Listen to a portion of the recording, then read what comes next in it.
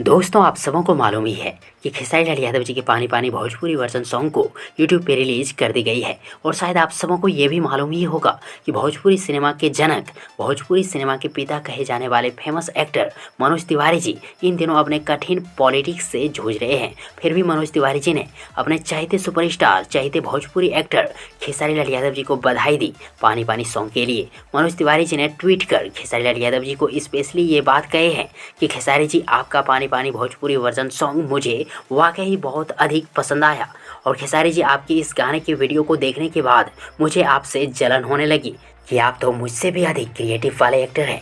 खेसारी जी आप लगातार इसी तरह मेहनत करते रहें, खुद के लिए, पूरे भोजपुरी फिल्म इंडस्ट्री के लिए मैं आपके साथ हमेशा हूँ।